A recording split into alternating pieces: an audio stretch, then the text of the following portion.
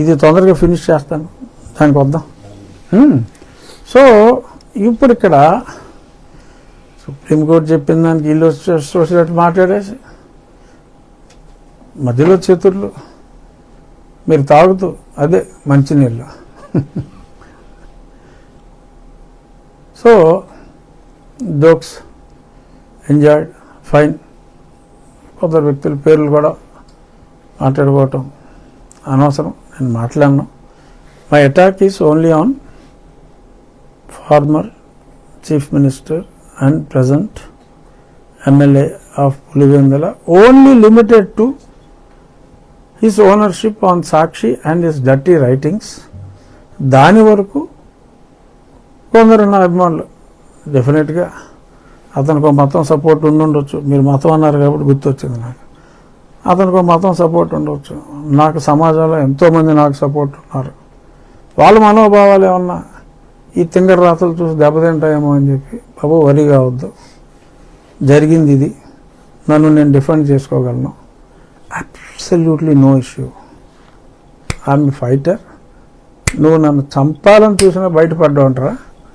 So ఇలాంటి ఉడతూపులకి ఎవడో భయపడ్డావు. మళ్ళీ ఇంకో పబ్లిసిటీ, రఘురామకృష్ణరాజుని ఏకాకి చేసిన పార్టీ. మరి అసలు సంబంధం ఉందా? అసలు ఈ మ్యాటర్ ఏంటి? ఏకాకి చేయటం ఏంటి? అంటే ఏం చేసేయాలి? ఏం చేసేయాలి? పార్టీ రోడ్లు ఎక్కేయాలా? తెలుసు కదా అందరికీ, పెట్టింది నాన్ సెన్స్ అని తెలుసు, నా కేసు నేను పోరాడుకోగలనని తెలుసు. సో ఎ వారియర్కి ఎవడ మద్దతు అవసరం లేదురా. మద్దతు ఎవరైనా అడిగితే ఇస్తారు, అసలు నాకు అవసరమే లేదు, అక్కడ మ్యాటరే లేదు. నాకు దేనికి మద్దతు? జగన్మోహన్ రెడ్డి మీద పోరాటం నేను ఎవడ మద్దతు తీసుకుని మొదలెట్టానా?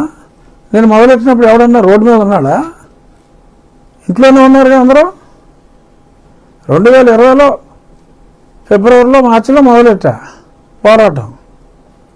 సరే అక్టోబర్లో ఇదిగో ఆజాన్ పవర్తో కేసు వేయించాడని చెప్పాను కదా. ఇంకా అప్పటి నుంచి అటాక్ ఇస్తానే ఉన్నాడు. ఇక్కడ ఎన్ని కేసులు పెట్టాడు నా మీద? ఒకసారి ఊరు వస్తున్నాను రా అంటే 4 SC ST కేసులు పెట్టాడు నా మీద. ఆ తరకు పోలీస్ స్టేషన్ ఆ బార్డర్లో ఒకటి, ఎవడో కెనడీ అంట నర్సాపురంలో ఒకటి, ఆల్మోస్ట్ ఎస్సీలతోనే క్రిస్టియన్స్తో పెట్టించి చర్చి చెప్పే కాబట్టి ఎన్ని గుర్తొచ్చినాయి. పెట్టించి ఇక్కడ ఒంట్లో ఒకటి పెట్టి ఎక్కడ పెడితే అక్కడ SC కేసులు ఏదో 4 పెట్టారు. SC కేసులు ఏంటి? సరే నేను మళ్ళీ అన్నిటి మీద స్టే తెచ్చుకుని మళ్ళీ వస్తున్నానంటే అక్కడ రంగరాజన్ ఉండేవాడు కదా అప్పుడు మంత్రి, తర్వాత తీసుకొచ్చారు. అదే సోడా బుడ్లు పెట్టి సోడాలు ఇసిరేసి కొట్టాలని చెప్పి అంతా స్కెచ్ చేసుకున్నాడు. సరే చూద్దాంలే, అప్పటికి నాకు CRPF వచ్చేసింది అనుకుంటే ఇంకో 4 కేసులు పెట్టాడు వేరే అరెస్ట్కి. మళ్ళీ ఆ 4 కేసులకి మళ్ళీ కోర్టుకి వెళ్ళి దానికి మళ్ళీ స్టే తెచ్చుకుని ఇంకో 2 నెలలు పట్టింది. మళ్ళీ వస్తానంటే ఇంకో 4 ఎడతాడు. ఈ లీటర్ ఖర్చులు ఎందుకురా నాయన మనకి? అది ఏంటిది హోల్ అది హోల్కి రకరకాల భాష ఉంటుంది. ఆ భాష నేను మాట్లాడకూడదు ఈ పొజిషన్లో. సో అర్థమైన వాడికి అర్థమైన. సో ఎందుకులే అని చెప్పి నేను రావడం కూడా మానేశాను. అంతా పోయించా వాడిని. నాకు వాటిని సపోర్ట్ ఉన్నాడు. అప్పుడు 2 years ఒంటరి పోరాటం చేశా. నాకు ఇప్పుడు నా పార్టీ సపోర్ట్ అవసరమా? నాకెందుకు సపోర్టు? నాకు లేదని మై సెన్స్ ఎందుకు బాధపడతారు? దేన్ని బాధపడతారు? రఘురామకృష్ణరాజు ఒంటరి. I feel proud. నాకు నచ్చిదే ఒంటరి పోరాటం. జగన్మోహన్ రెడ్డిని ఓడించాలనే ఏకైక లక్ష్యంతో పోరాడా. ఆ పోరాటంలో కొందరు గెలిచారు. ఓకే, నేను రాజ్యాంగబద్ధ పదవిలో ఉన్నా, పదవుల్లో వాళ్ళు ఉన్నారు, ఫైన్. నాకు కావాల్సింది గౌరవం. నా గౌరవం ఇచ్చే పదవిలో నేనున్నా. No regrets for me. అధికారం కావాల్సిన వాళ్ళు అధికారంలో ఉన్నారు, గౌరవం కావాల్సిన వాళ్ళు గౌరవమైన పదవుల్లో ఉన్నారు. నేను సంతోషంగా ఉన్నా. అదే పార్టీ సహాయం అవసరం లేదు. ఎందుకు? తప్పు చేస్తే ఏమంటే హెల్ప్ చేయండి అని అడగాలి. ఏ తప్పు చేశాను? నేను హ్యాపీగా ఉన్నాను, తప్పు చేయలేదు కాబట్టి. సో వాళ్ళు అదే ప్రయత్నం అంటే ఏది నాకు ఏదో పార్టీ లీడర్షిప్కి గ్యాప్ క్రియేట్ చేయాలని. అరే నాకు నచ్చిన పదవిలో నేనున్నా, నాకు నచ్చంత సానుభూతి. సో కాబట్టి సంతోషంగా ఉన్నాను నేను. మళ్ళీ ఆ ఉన్నది మీద పోరాటం నాకు ఎవరి సహాయం అవసరం లేకుండా నేను చేసుకుంటున్నానని. నన్ను హింసించారు అని చెప్పి ఎన్ని మీటింగుల్లో ఎంతమంది మాట్లాడారు? అదొక ఎలక్షన్ అంశం అన్న సంగతి మీకు తెలుసు కదా. సంవత్సరంన్నర అయింది ముందుకెళ్ళిందో కేసు. అయినా నేను బాధపడలేదు కదా, పోరాడుతున్నా. ఇవ్వరా సాక్ష్యాధారాలు? ఇన్ని ఎవిడెన్స్లు వచ్చిన తర్వాత కూడా ఇంకా మీరు చక్కభోజనం చేస్తా కూర్చుంటారా అని అడుగుతున్నా. అంతే తప్ప నేను ఎవరి దగ్గరికి వెళ్ళి దీనంగా బతిమాలలేదా. ఎందుకంటే పోరాటం నా సహజ లక్షణం, కొడుపుంచుకోవడం. అది సంక్రాంతి పందెంకోడిలాగా పారిపోదు కదా. పందెంకోడి పోరాడుతుంది, అసలు దాన్ని చంపుద్ది లేకపోతే చేస్తుంది. చావుకి ఎదిరించే నేను జగన్మోహన్ రెడ్డితో పోరాడా. దాక్కున్న వాళ్ళు దాక్కున్నారు, అది వేరే విషయం. సో నాకెవరి సానుభూతి అవసరం లేదు, ఎందుకంటే నేను ఆశించలేదు కాబట్టి. ఇంకా హర్ట్ అవుతా ఎవరన్నా సానుభూతి చూపెడితే, నాకు అవసరం లేదు. నేను పెట్టిన కేసు సాక్ష్యాలు ఉన్నాయి, వీలైనంత త్వరగా న్యాయం చేస్తే పోలీసు వ్యవస్థ మీద, పరిపాలనా వ్యవస్థ మీద ప్రజలకు నమ్మకం పెరుగుతుంది. ప్రజలకు నమ్మకం పెరగకపోతే, ప్రజల నమ్మకాన్ని పోగొట్టుకుంటే భవిష్యత్తు కొంచెం కష్టం అవుతుంది. ప్రజలకు ఆ భరోసా ఇవ్వాలి అనేది నా ఉద్దేశం. తప్పకుండా ఈ ప్రభుత్వం, ఎందుకంటే నేను బయట ఉన్నాను, నేను ప్రభుత్వంలో లేను. సో కాబట్టి చెప్తాను, తప్పకుండా ఈ ప్రభుత్వం ఆ విషయంలో భరోసా ఇస్తుంది అన్న విశ్వాసం నాకుంది. పోలీసు ఉన్నతాధికారి ప్రత్యక్షంగా మీడియా ఆయన వీడియో రిలీజ్ చేస్తున్నారు. మరి దాన్ని ఇప్పటి వరకు ప్రభుత్వం అలా రిలీజ్ చేయకూడదని ఆర్డర్ ఇవ్వకుండా సామెతలు ఊరికే రావమ్మా. ఇప్పుడు చాలా మాట్లాడారు, అందరికీ తెలిసినయే. సామెతలు ఊరికే రావు. ఏ సామెత ఎవరన్నా చెప్పగలరా? పిల్లి గుడ్డిదైతే ఊహించుకోవా, నువ్వు ఎత్తి పెట్టాలటి. సో సామెతలు ఊరికే రావు. డెఫినెట్గా అలాగని చూస్తూ ఊరుకోదు ఏ ప్రభుత్వం. నియంత్రించలేదు కదా సార్ ఇప్పటి వరకు మీ మీద ఆరోపణలు.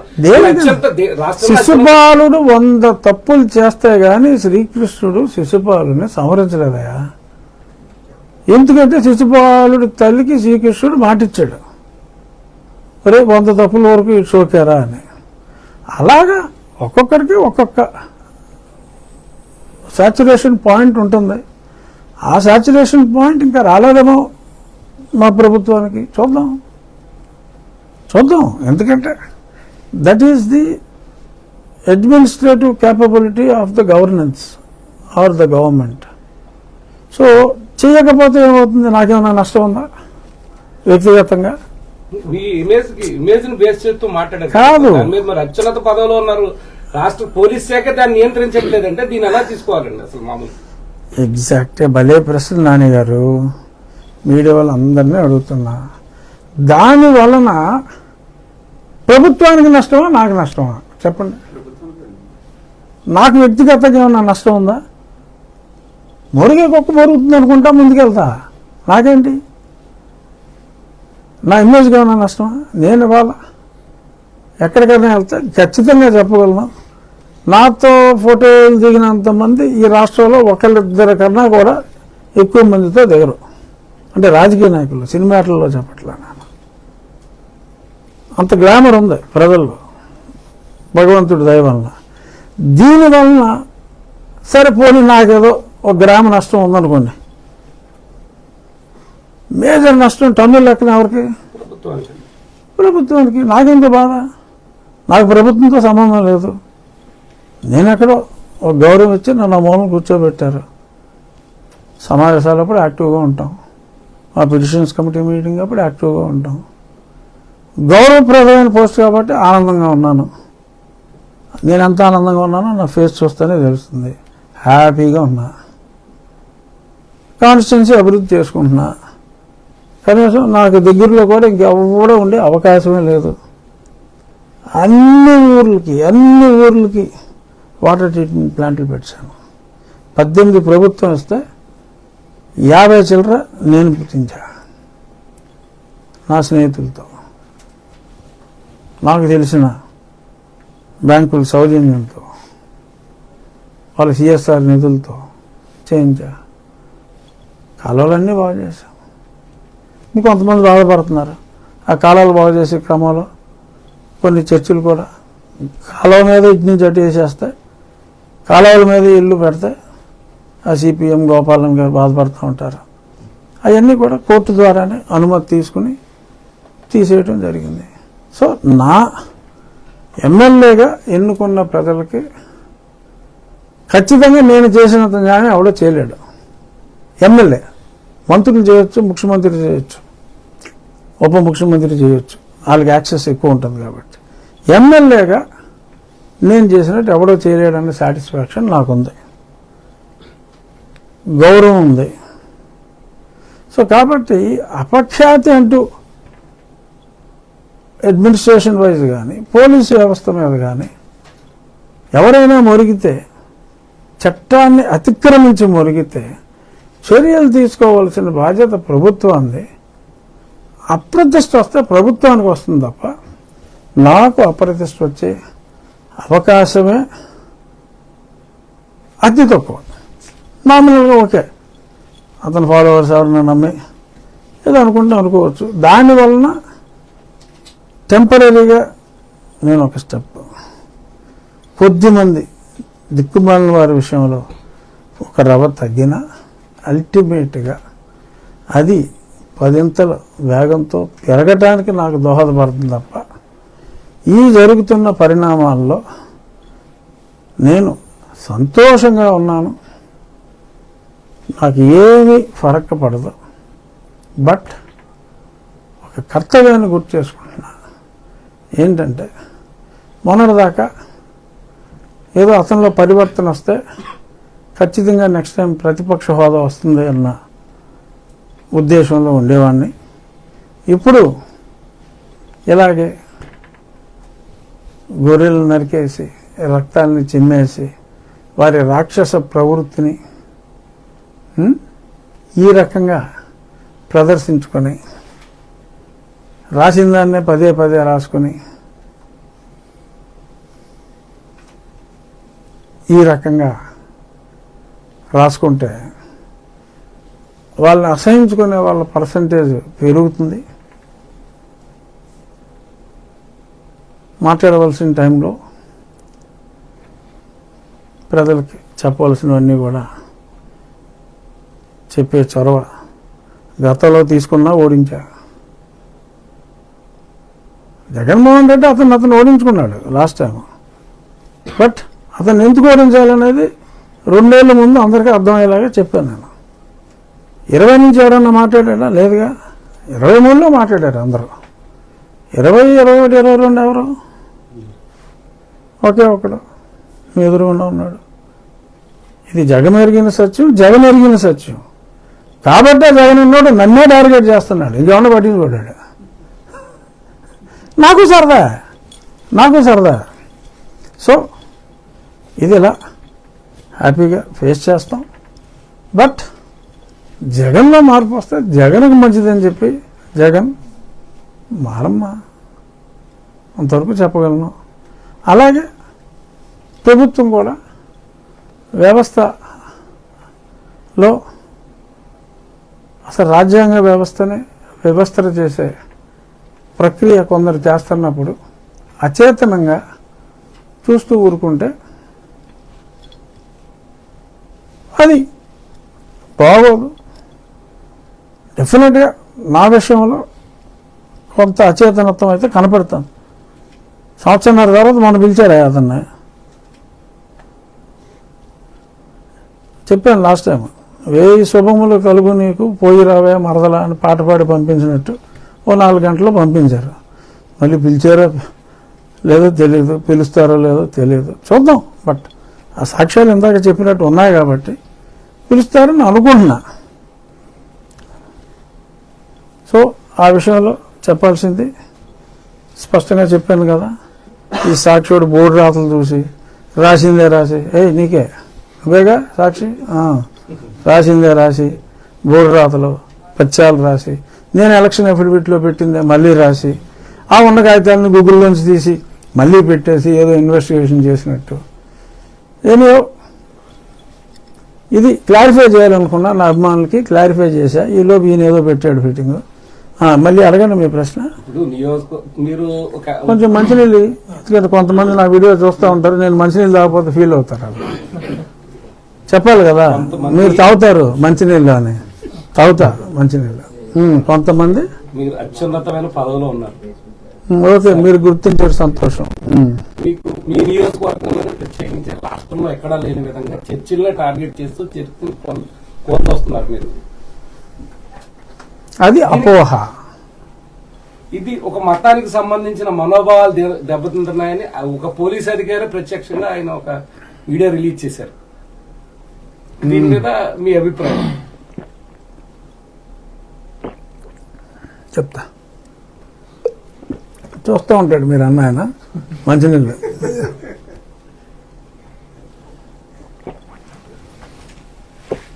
నేను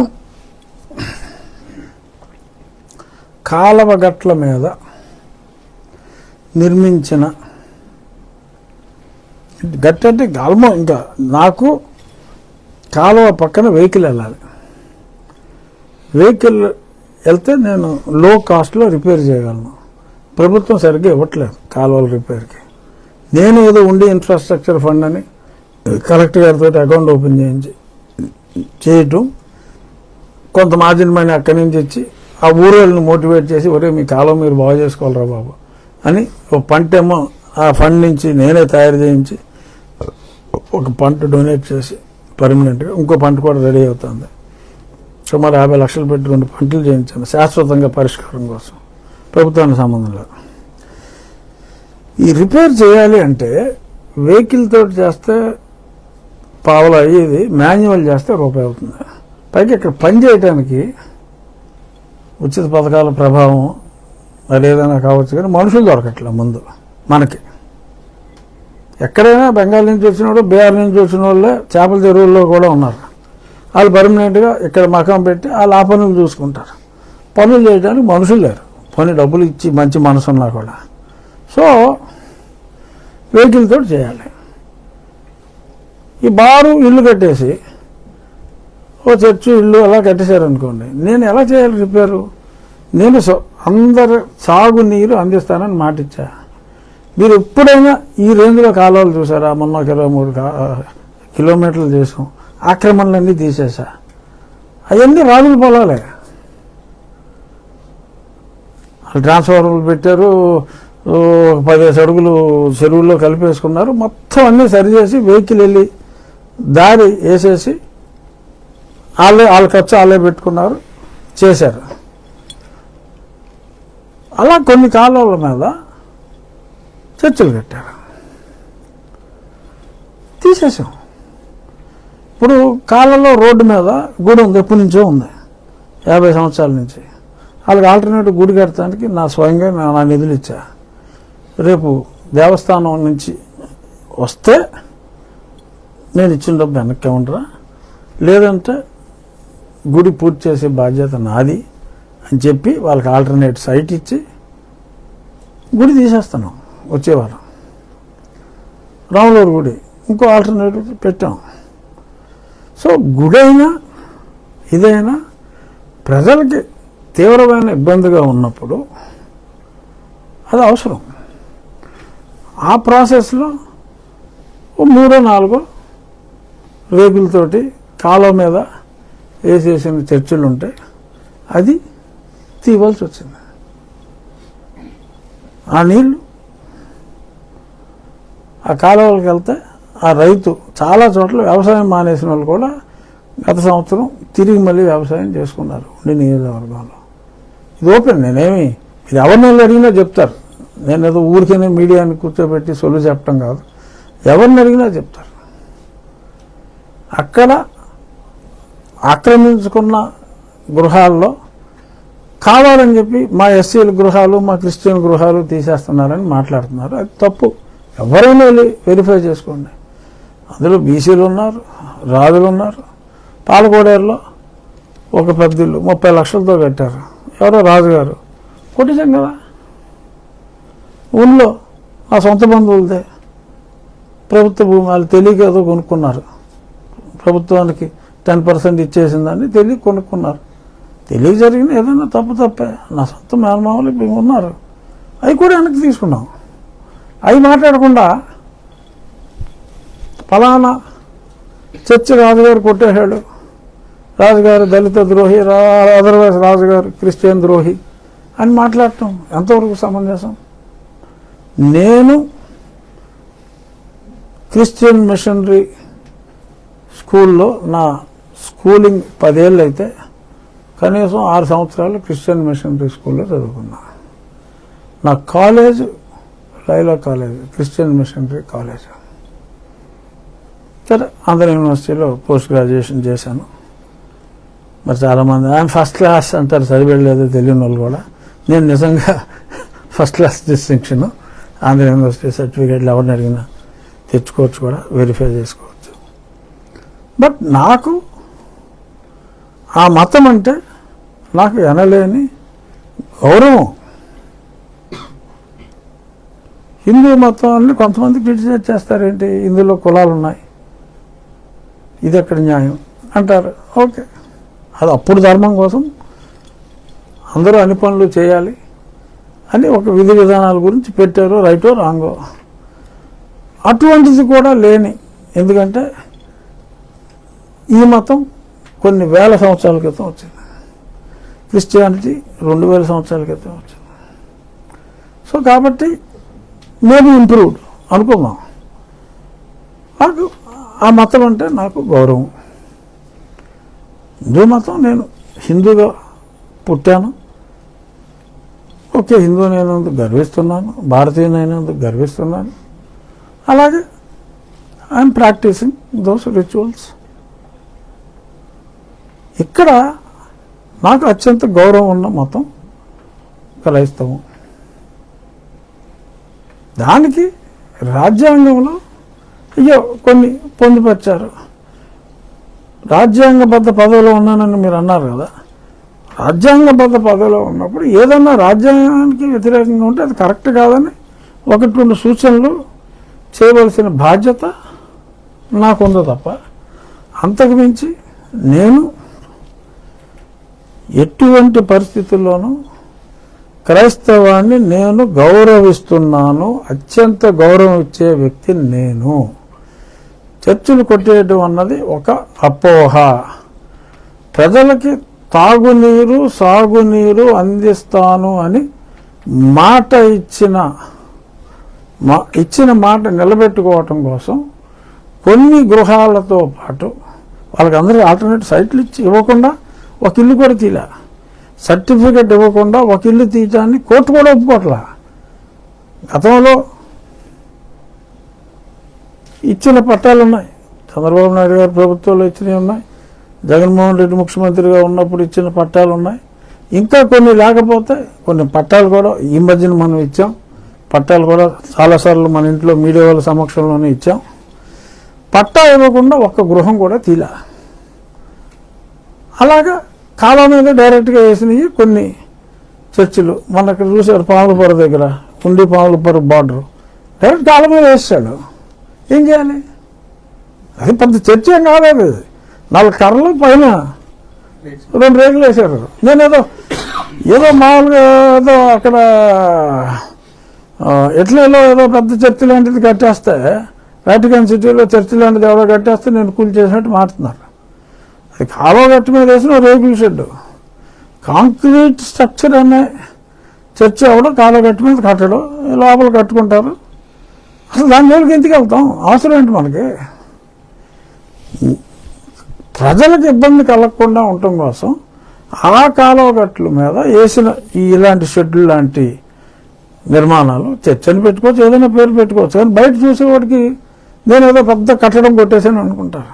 కాదు, తాగునీటి సాగునీటి అవసరాలకు ప్రజలకు ఇబ్బంది కలిగించే అది కట్టడం, రోడ్డు మీద ఏమన్నా కడితే అది దేవాలయమైనా దాన్ని పునఃప్రతిష్ఠ ప్రొసీజర్ ప్రకారం ఫాలో అయ్యి ఎలా చేయాలి అనేది ఆ వేద పండితులతో మాట్లాడేది. ఇలాగ చేసాను తప్ప ఎట్టి పరిస్థితుల్లోనూ నేను ఎంతో గౌరవించే క్రైస్తవం జోలికి వెళ్ళవలసిన అవసరం నాకు ఏమాత్రం లేదు. నా ఒళ్ళు నియోజకవర్గ ప్రజలకి ఇటువంటి వాటి వలన ఓవరాల్గా ప్రజలు నష్టపోవటం కరెక్ట్ కాదు. కాబట్టి వాళ్ళకి ఇచ్చిన మాట నిలబెట్టుకోవటం కోసం కొన్ని అక్రమంగా కట్టిన వాటిని తొలగించవలసి వస్తే ప్రజల కోసం అది చేయటం అనేది నా బాధ్యత.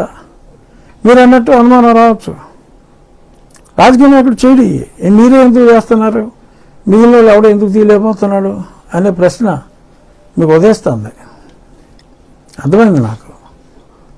ఎందుకు ఇదంతా అన్నట్టు చూస్తున్నారు. ఏం చేయండి, నేను ఏం చేయండి, నా కర్మ.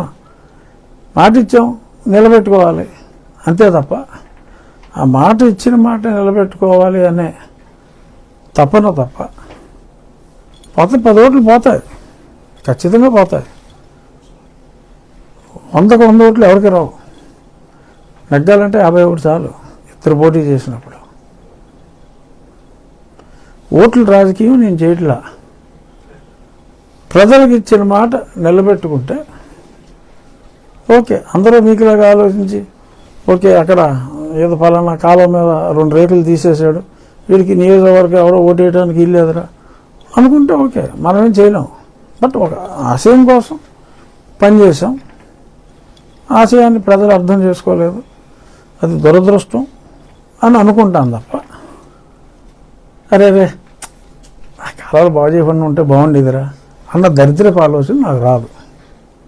ఇచ్చిన మాట నిలబెట్టుకున్న సంవత్సరంన్నరలో ఎప్పుడో 30 నుంచి పెండింగ్ ఉన్న కోపల్లి బ్రిడ్జ్ కూడా ముఖ్యమంత్రి గారిని రిక్వెస్ట్ చేసి,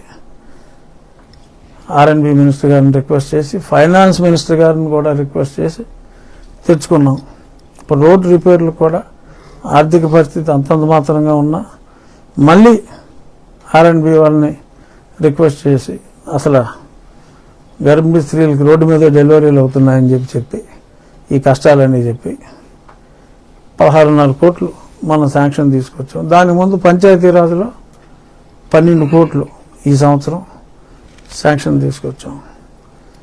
శక్తి వంచన లేకుండా కృషి చేస్తున్నాం.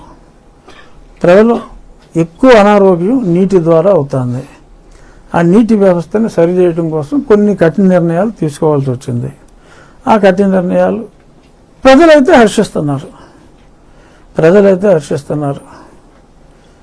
IBRS నేను కూడా పెట్టించుకున్నా. అసలు ఏంటని ఈ మధ్య వచ్చినాయిగా మీకు 90% యాక్సెప్టెన్స్ వచ్చింది నాకు, 90 పైగా. ఎలక్షన్లో 70% ఓట్లు వచ్చినా ఇప్పుడు 90% పైగా యాక్సెప్టెన్స్ వచ్చింది, పనితీరు బాగుందని. ఆ సాటిస్ఫాక్షన్ చాలు.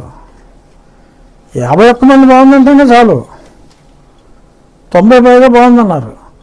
ఒకళ్ళిద్దరు మనోభావాలు దెబ్బతినవచ్చు, కానీ అందరి మనోభావాలు వీడు ఇచ్చిన మాట నిలబెట్టుకోలేదని 90 మందితో తిట్టించుకోవాలా?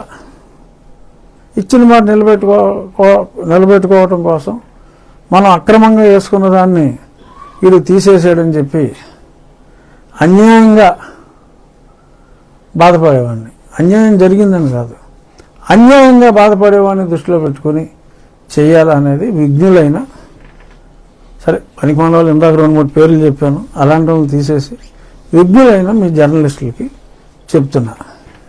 ఏమైనా సలహాలు ఉంటే చెప్పండి. ఏమైనా ప్రతి సంవత్సరం జరుగుతాయి కదా, కత్తిలేని కోడి పందాలు, జోగలేని కోడి పందాలు జరుగుతున్నాయి కదా, మళ్ళీ ఎందుకు అడిగేయటం? సార్ ఇప్పుడు చిరంజీవి గారు, పవన్ కళ్యాణ్ గారు సోషల్ నా మీడియా అభిమాన హీరోలు. సోషల్ మీడియాలో జరుగుతున్న వాటి మీద చిరంజీవి గారు అయితే కోర్టును ఆశించారు, చట్ట ప్రకారం వెళ్తామని పవన్ కళ్యాణ్ గారు అన్నారు. మీ మీద జరుగుతున్న అసత్య ఆరోపణలకి మీరు ఏ విధంగా వాళ్ళకి బదులు ఇవ్వబోతున్నారు? ఇప్పుడు శ్రీశ్రీ గారు, నేను శ్రీశ్రీ గారికి ఫేవరెట్. ఆయన చెప్పారు, వ్యక్తుల జీవితాలు వారి వారి సొంతం, పబ్లిక్లోకి వస్తే ఏవైనా అంటాం. సో అంచేత ఒకసారి పబ్లిక్ లైఫ్లోకి వచ్చిన తర్వాత ఇప్పుడు మంత్రశాంతనం ఒప్పుకున్నాక ఏదొచ్చినా సర్దుకోవాలంటారు కదా, అలాగా పబ్లిక్ లైఫ్లో ఉన్నప్పుడు అన్యాయంగా చంద్రబాబు నాయుడు గారి మీద ఎన్నో కేసులు పెట్టారు. ఆయన అన్యాయంగా 53 రోజులు జైల్లో పెట్టారు. ఆయన తట్టుకుని నిలబడ్డాడుగా. పబ్లిక్ లైఫ్లో ఉన్నారు కాబట్టి ఈ ఆటుపోట్లన్నీ ఆయన తట్టుకున్నారు. సో అలాగా సినిమా యాక్టర్లు అంటే పాపం వాళ్ళు ఏదో ప్రైవేట్ లైఫ్ ఉంటుంది. అంటే కళ్యాణ్ గారు కూడా వెళ్ళింది పొలిటికల్ దీని గురించి కాదు, వెళ్ళింది ఆయన ఫోటోల్ని మార్ఫింగ్ చేసి అడ్వర్టైజ్మెంట్లకి వాటికి వాడుకోవటం. నాగార్జున గారు కానీ వీళ్ళందరూ కూడా వాళ్ళ ఇంటలెక్చువల్ రైట్స్ని కాపాడుకోవటం కోసం వెళ్ళారు. అవునండి. అంచేత మనం పాలిటిక్స్లో పబ్లిక్ లైఫ్లో ఉన్నప్పుడు నా బొమ్మ ఎవడో వాడేశాడని ఇలా వెళ్ళాల్సిన అవసరం లేదు. ఇందులోకి వచ్చినప్పుడే సిగ్గొదిలేయాలి. సరిపెట్టేద్దాం, చూసేవాళ్ళు కూడా బోరు పడుతుంది.